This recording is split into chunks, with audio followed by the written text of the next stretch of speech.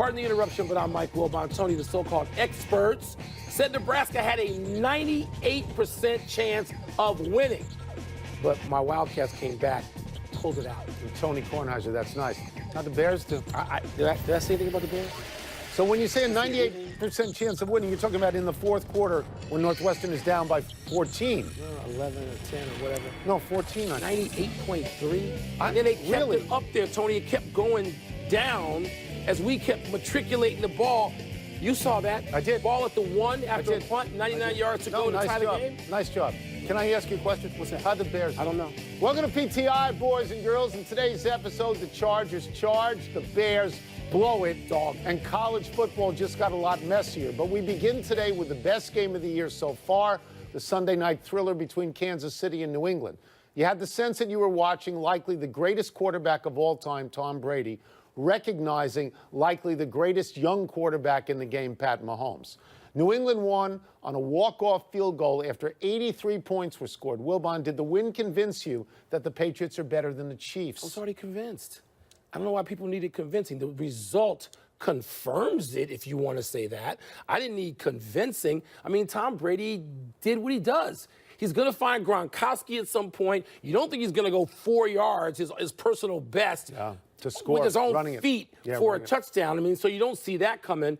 But Tony, when he's got his weapons out there, those guys are virtually unbeatable, certainly in conference and in regular season. So I'm going to go the other way, and I'm going to say, because I'm going to go back 1 year when Kansas City opened, I believe, in New England. This was last year, and they beat New England 42-27. Okay, so things changed because by the end of the year, it was New England in the Super Bowl and it was Kansas City on the side of the road. So I'm not ready to proclaim this, but I will say that the thing that's amazing to me, and I know how much you love Mahomes, and I do too. I do. I can't stress this enough. Tom Brady's 41 years old. Yeah. 41. Yeah. So I don't know that there's an athlete in another sport who's that old relative to everybody else in that sport and this good. George Foreman, that's fair. That's the only one I can come up That's with. fair. It's Tony, remarkable. It is remarkable when he's out there with Gronk and Edelman. They're like 37 or 39 and 0. They don't lose. And he's got both now he's got the weapons out there. And they get better. They get better every year. Now, here's what, if I'm Kansas City,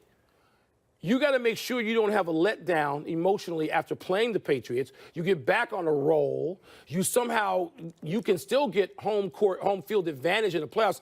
You got to hope to get a second shot at the Patriots. Can I mention this one thing that I'm sure, even though we haven't talked about it, you would agree with me? What? I wonder when Brady ran over to Mahomes after the game. That was unbelievable. Tell me what he said. Tell me what he said. He talk about showing respect. Respect. Yeah. That's an ultimate sign of that. Yeah. We come to a point almost every year in the PTI era. Is that what we're calling it? With the PTI. The PTI era, I like that. It's supposed to be the modern era or the get-up era. Right, I like it. To that. Where we here evaluate the chances of the San Diego Chargers. Usually, Tony fawns, he slurps them up, he winds up looking silly. I trash the Chargers, call them nappers, and wind up being right. Right. So now the Chargers are 4-2 after popping the Cleveland Browns yesterday. The Chargers have successfully navigated life without Joey Bosa, and Phillip Rivers has thrown 15 touchdown passes to just 3 picks. Tone, so once again, how seriously do you take the Chargers? So the point was made as late as Sunday, before the last game on Sunday, that the only teams the Chargers have lost to were the Rams and the Chiefs, who were the only unbeaten teams. I'm going to go the other way just a little bit, because here's who they've beaten. The Bills, the 49ers, the Raiders, and the Browns combined record, Browns 5-16-1. They've beaten. 5-16-1. So you don't want to get carried away. And they did lose to the Chiefs by 10, and they did lose to the Rams by 12. So serious. I can't take them as seriously as those other two teams. Yeah. I can't yet. There's two teams I lump together, and they're there for different reasons, but they come to the same place. They arrive at the same place. The Chargers and the Bengals. And the Bengals did this yesterday. Every time you think you can count on the Bengals, you need to just smash your own fingers before you type in, I'll take the Bengals at home against the Steelers. Same thing with the Chargers. You know, Tony, they can go 7-2. They can go 8-2. And at some point, no matter who the coach is even, they just fall asleep. Okay. I don't know what the thread is, considering the different philosophies and personnel and head coach. So they're 4-2 now. Here are their next 5. They're easy. Titans, Seahawks, Raiders, Broncos, Cardinals. That looks like 4-1. That looks like they could be 8-3 at 11, and then they might look differently. There's still plenty of time for nap time after that. I will tell you this one thing. Eli Manning has been great in the playoffs, and he's got 2 Super Bowls. He came in exactly the same time as Phillip Rivers. Phillip Rivers is plus many more in terms of the differential between touchdown passes and interceptions. But in the playoffs, Phillip Rivers is 4-5. You trust him this time? No, never trust him. Whoa, we have never news. Trust him. Never trust It's like the third time in the PT era.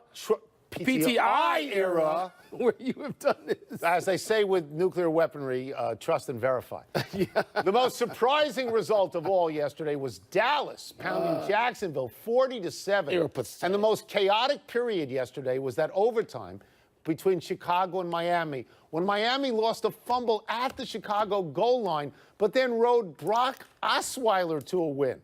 Wilbon, no defense in history is as feared as Chicago's, and no defense this year started out as fierce as Jacksonville's. So which defense should feel worse after yesterday? Jacksonville's. Jacksonville, because it's 2 weeks in a row.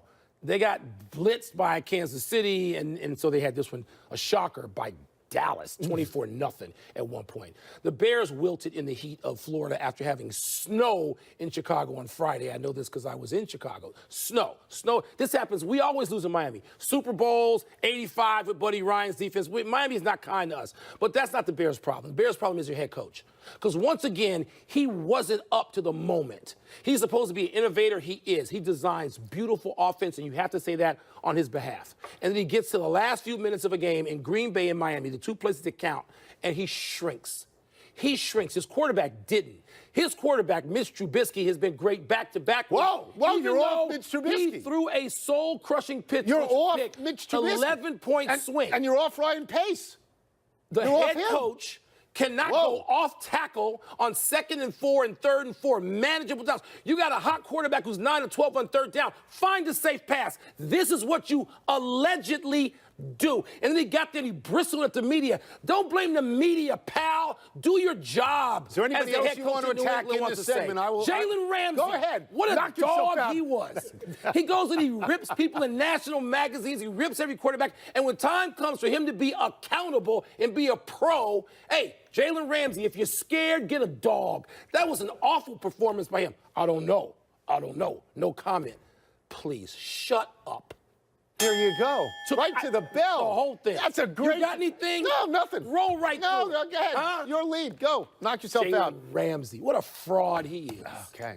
I'd argue that the Red Sox resting Game 2 from That's the best we've ever done in the PTI era, by the way. Game 2. Right. Red Sox from the Astros in Fenway. I'm saying that's a bigger deal than the Patriots fending off the Chiefs. Because after going 0-9 in postseason starts as a starter, David Price kept the Sox in it by allowing just 4 runs in 4 2/3. Hardly brilliant. Hardly. But Boston hitters, specifically Mookie Betts and Jackie Bradley, led a 7-run assault, and the lead, with some nervousness late, stood up. Tony, series is 1-1. Is that split a net positive for the Red Sox? Yeah, they were going down 0-2 because David Price had never won a game as a starter. At home. You know, and they were going on the road down 0-2. And Chris Sale had only gone 4 innings and is now in Mass General with some sort of digestive problem that he's got. And you're leaving it up to David Price, who was, by the way, not good at all. But winning that game is absolutely a net positive for them. When you talk about some nervousness at the end, Craig Kimbrell, okay, so he stands up there with that scarecrow look, you know, and he's going to intimidate everybody, and he intimidates you until he releases the ball, in the and then the ball goes the other way. He gives him a run every appearance. So if I were Boston, I'd be very nervous about using him as a closer. And it's, you know, it seems that the narrative has flipped already, because, you know, going into this, you're thinking, oh my goodness, the starters at the top of the Red Sox rotation. I mean, you look at Sale was much better so far in these playoffs than he could have been. If Sale has a digestive problem and loses more weight, the next time he starts, he'll weigh 105 pounds. Okay, but so there's still 3 games. The advantage goes to Houston. Of course it does. I mean, with 3 games Cole, in Houston. I was surprised that Cole wasn't better. And by the way, Verlander, who we both love, was not dominant. It wasn't great. They had a but shot at him. They had a shot. But, Tony, you talked about this. You say you're surprised. You're the one who said the Boston hitters are so formidable that they can win this series by scoring runs. Do you not like watching this series? I like this. This is a good series. I like the series. College football had an earthquake on Saturday. 4 teams in the top 10 lost, including unbeaten Georgia and unbeaten West Virginia. Unbeaten Colorado also lost. Notre Dame struggled to beat Pittsburgh, needed a late touchdown. Ohio State had real trouble with Minnesota. Penn State and Washington lost again. Wilbon, what was the biggest development of the weekend to you? I don't know. I had no comment. Thank you, Jalen. Thank you. Yeah. You know what, Tony? There was some developments, obviously. You get Penn State losing. I think Georgia losing the way Georgia lost was even bigger. I know it was at LSU. I get that. But Georgia LSU had been beaten smoked. Yeah, they did. And Penn State, that was a fascinating game, losing to Michigan State, which we beat the previous week. We meaning Northwestern. Right. But you know what I'm going to say, Tony? The development is nobody's great. And I think this is a plus for the season. Alabama's great. Only Alabama. Alabama's great. Only Alabama. I don't believe Ohio State yet. I got to see more from them. Is great. So I have 2 things. One, and I was texting you during the middle of the game. I watched Alabama for about 15 minutes. You went crazy over Tua. He may be the best college quarterback I've ever seen. He puts the ball right on the hands of the receivers. He does. He's great. They're great. And they better hope that knee is just a mild sprain. And he said he wanted to come back in that game. There's a second thing that proves the old adage. What? If you're going to lose early, people forget about it. Yeah. Because Texas, which opened by losing to Maryland. Texas is now 6-1 and number 7. And Michigan, which opened by losing to Notre Dame, which looks like a very good loss right now because Notre Dame is undefeated. They're number 6. Don't start that yet. What? Because all these teams are going to lose, Tony. Notre Dame's They're going to lose more? Michigan going to lose more? Texas going to lose more? Michigan probably will lose. You're sure Notre Dame's going to lose? Because I'm not. I think Notre Dame will lose. No. I think they will lose. I think we do this every year. And every year I caution you. It's like counting on the Bengals and the Chargers. Every year I sit here in October and I go, Tony, why are you doing this if they run the table? You hate Notre Dame and Michigan. People need to know that. But I admire them. Well, but I hate them like I hate the Cardinals. I admire them for what they do. Both of them are going down. Let's take a break. Coming up, does John Gruden already need to rebuild his Raiders? Please. Is Deshaun Jackson right that he would have easily scored on the last play of the game if he could actually pick up the ball? He didn't pick up the ball. Yeah, well, if Jalen Ramsey actually was accountable, oh, wait, he's not. No, he's not. So that's another if. Big ifs. You were rolling there in the PTI era. Where he grew up, not many kids with names like Munoz played American football.